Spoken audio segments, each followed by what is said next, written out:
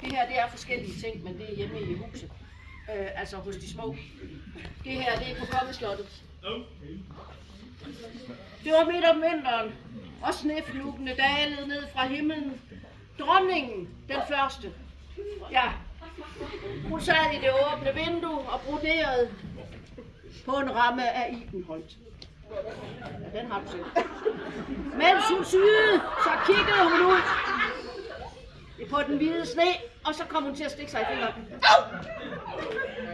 Der faldt 3 bloddråber i sneen, og nej, hvor så det godt ud med det røde på det hvide, så hun tænkte. Det skal min datter hedde. Nej, det ved jeg ikke.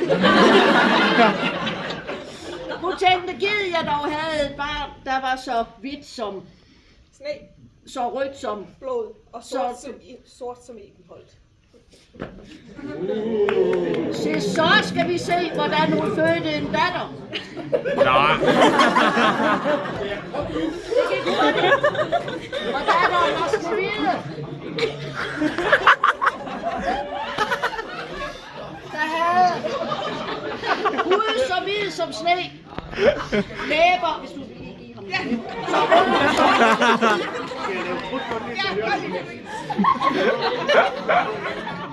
og hår så sort som vi. Kort efter døde moren.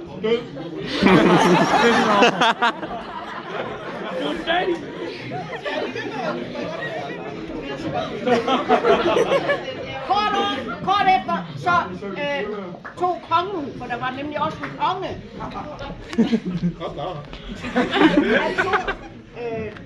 Han tog dronningens krone og gik på jagt efter en ny dronning. Og han fandt også en. Derovre.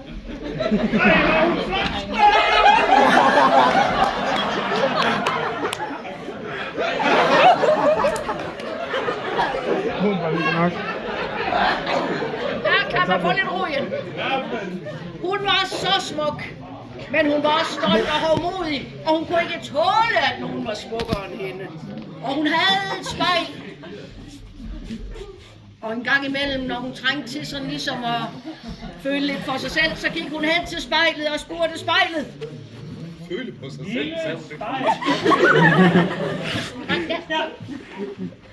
Hvem er skønnest i landet her? Og spejlet sagde. Det er du.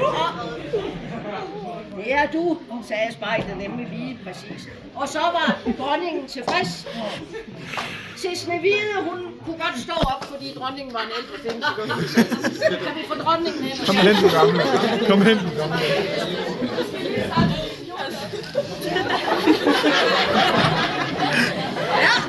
Ja, Snehvide blev ældre og ældre, og smukkere og smukkere. Vi ser det allerede tydeligt. Og der var hun så dejlig som den lyse dag, og meget smukkere end dronningen. Og en dag, da dronningen spurgte spejlet, Lille spejl på væggen der. så svarede spejlet. Du er meget skøn, men hende der Snehvide er ved at være ret smuk. Dronningen blev cool og grøn og misundelse, og fra nu af havde hun Snehvide af hele sit hjerte. Hun havde ingen ro, hverken nat eller dag. Nixon, tænkte hun, jeg må gøre noget. Og så kaldte hun på jægeren. Ja, han havde lige været inde som soldat deraf. Og hun sagde til jægeren, vil du være sød at tage Snehvide med? Tag hende langt pokker i vold. Og havde du en kniv? Nej.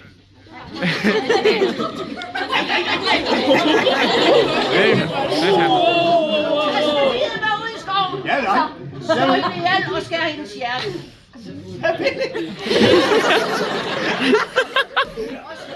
Vi skal lige være med i døren. Hvor er skoven? Er det den vej? Kom så. Det kan han ikke. Det vil jeg ikke. Nej, hvis vi skulle have skov. Hvor er skoven? Da hun skulle til at slå Snehvide ihjel, så sagde Snehvide, der må jeg Må jeg ikke godt få lov at gå? Og jægeren blev bød om løb Snehvide, og i det samme, så kom der et Snehvide hun løb. I det samme kom der en vildspis.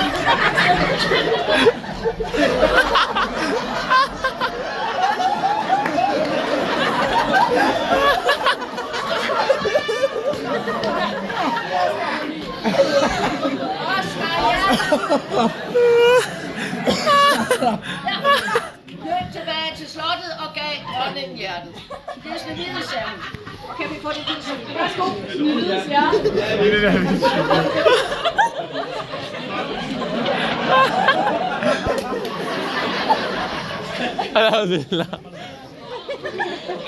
Snehvide, hun løb rundt ud i skoven.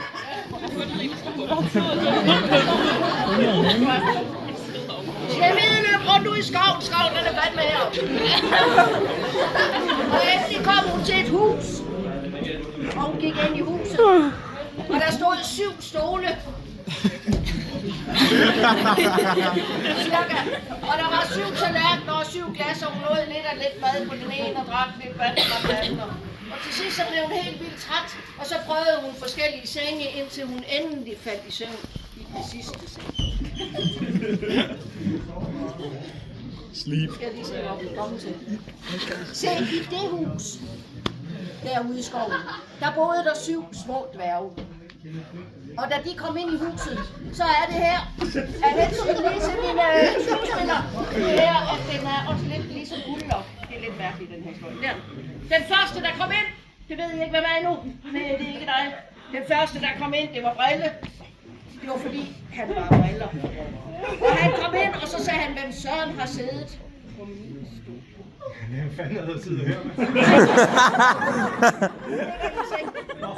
Hvem har siddet på min stol? Så kom Gnavpot, som hed sådan, fordi han var simpelthen så skide greven. Og han spurgte, hvem har spist af min tallerken?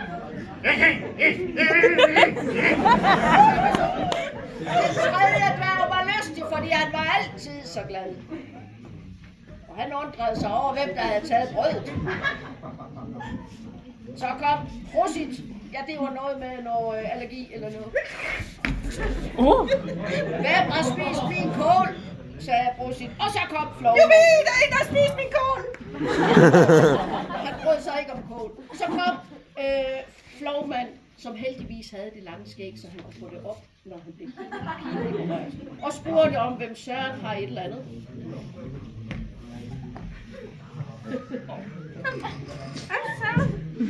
Har drukket af min te? Ja. Så kom den 6. dværg, det var Søvnig.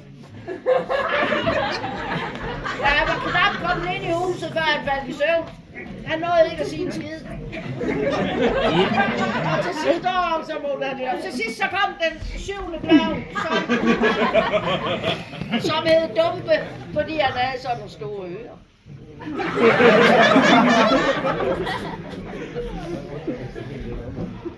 Så begyndte de at kigge.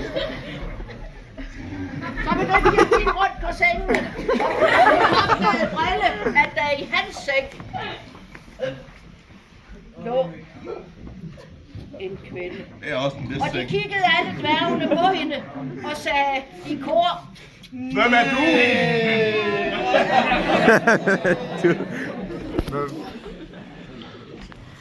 ja. Og så vågnede Snehvide og blev helt forskrækket. Og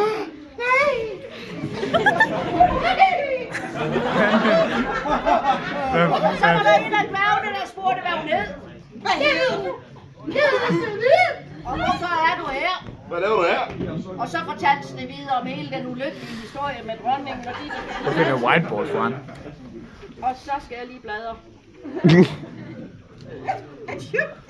Så sagde dværgene til hende, at hvis hun ville holde hus og lave mad og sy og strikke, så måtte hun blive. Hvis du vil holde hus og sy og strikke, så må du godt være her. Og næste morgen så tog dværgene på arbejde. Og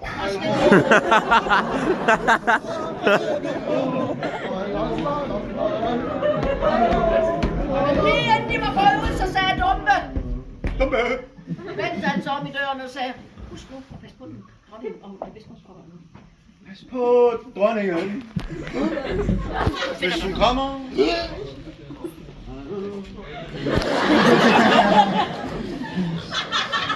Da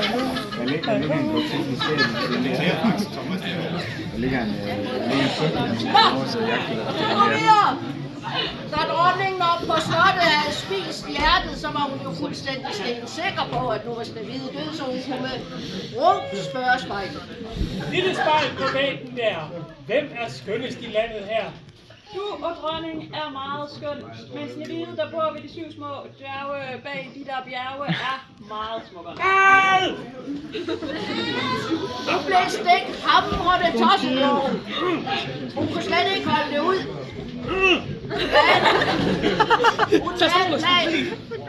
Hun tog nemlig tørklæder om hovedet, lidt mudder i ansigtet, og så gik hun ind i sit lille, hun havde sådan en lille privat, hvor ingen kunne se, hvad hun lavede, derfor giftede hun. Men hun er ikke så hurtig til det, men det kommer. Det tager lige et stykke tid at gøre sig selv grim. Hun prøver faktisk at gøre sig selv grim. Det tager et stykke tid at gøre sig selv grim. Noget pandehår. Han er ikke grim i Så gik forvejen. hun ind og bankede på huset, hvor de er de 10 små færgebåde. Og Snehvide lukkede op. Nej, vent der!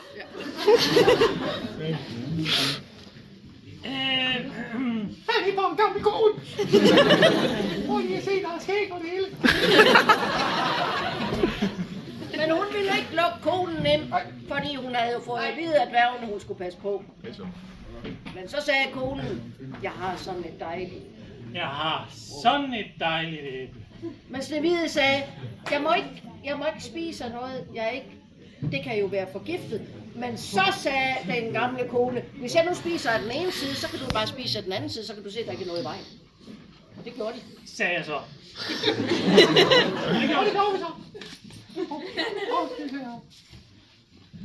Men i samme splitsekund, hun havde æblet i munden, faldt hun død om.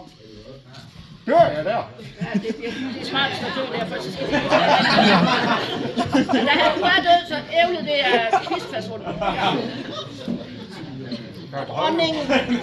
Dronningen, hun kiggede på Snehvide og grinede højt og sagde, hvid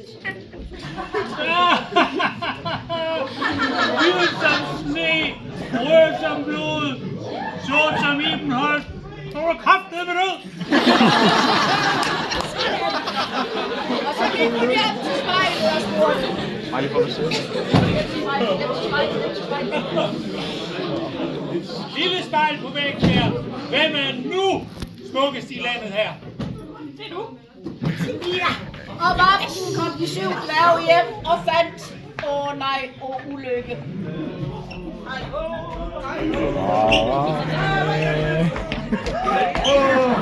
Hvis hun må sove, så vil jeg også.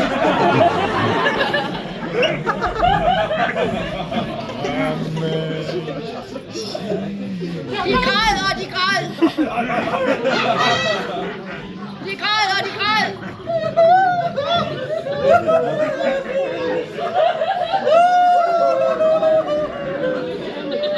Så snakkede de om, hvad de nu skulle gøre, og blev enige om at begrave hende. Det kunne de ikke, hun var alt for smuk, men de kunne lægge hende i en glaskiste. Så det var en stor hul, man skal grave på.